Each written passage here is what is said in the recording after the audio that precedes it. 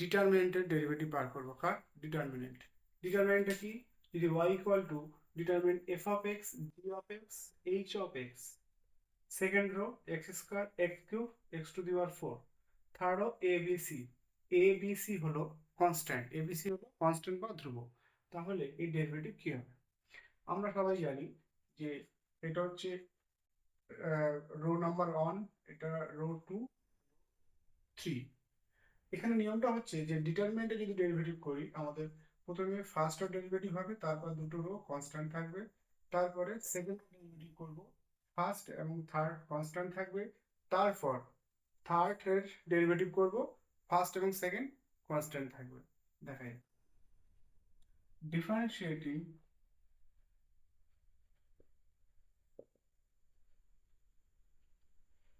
On both sides with respect to x, আমরা উভয় পক্ষে x এর সাপেক্ষে অন্তর্কলজ করলাম।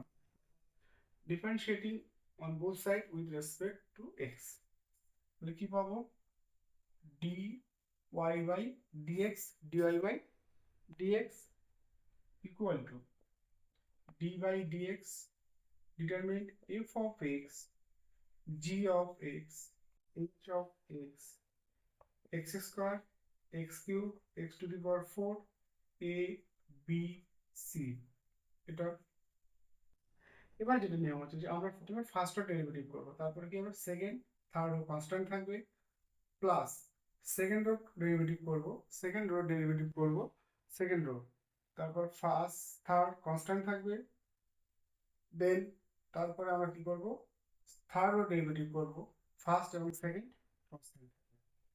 দেখা যাক তাহলে derivative d by dx f of x, d by dx g of x, d by dx h of x। তাহলে ফার্স্ট ডেরিভেটিভ করলাম, তাহলে সেকেন্ড গুলো আমার a b c প্লাস, এবার কি হবে, ফার্স্ট রো কনস্ট্যান্ট থাকবে, f of x g of x h of x, তাহলে ডেরিভেটিভ হবে d d by dx x cube d by dx x to the power 4 a b c থাকলো। এরপরে first second constant, তাহলে কি হবে, third derivative, তাহলে f of x g of x h of x x square x cube x to the power 4, ঠিক আছে, d by dx a d by dx b d by dx c।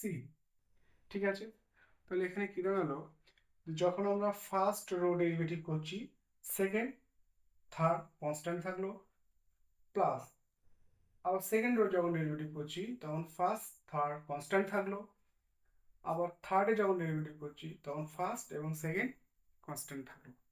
এবারে আমরা ডেরিভেটিভটা করি।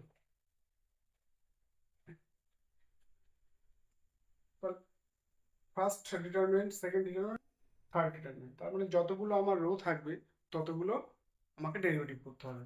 তাহলে তিনটে rho আছে, তা আমাকে তিনবার ডেরিভেটিভ করতে হবে। দেখি দাঁড়ালো এই derivative f dash x g dash x h dash x,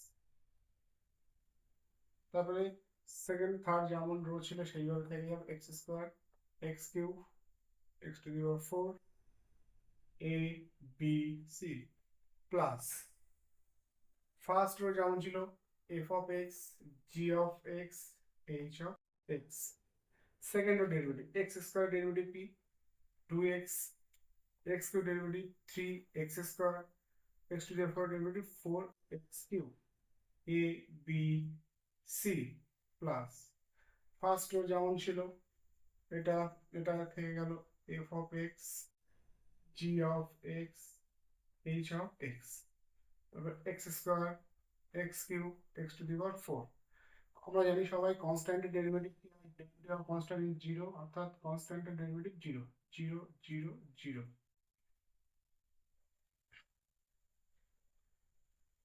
সবাই জানি উই নো অল যে যদি কোনো ডিটারমিনেন্টের রো প্রত্যেকটা এলিমেন্ট যদি জিরো হয় তাহলে তার ভ্যালু কি হবে, জিরো।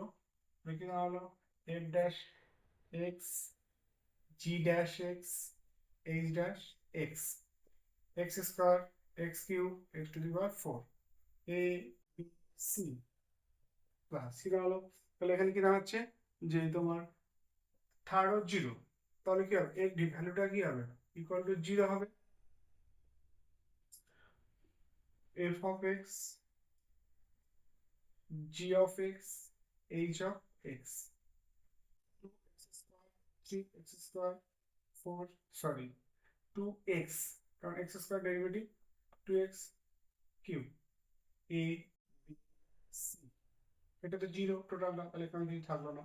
তাহলে আমার যে y ইকুয়াল টু যে ডিটারমিনেন্টটা ছিল তার ডেরিভেটিভ দেওয়া হলো এটা, এটাই আমাদের রিকোয়ার্ড অ্যান্সার। আচ্ছা, এই পর্যন্ত, আবার নেক্সট ভিডিওর অন্য কোনো প্রবলেম নিয়ে দেখা হবে।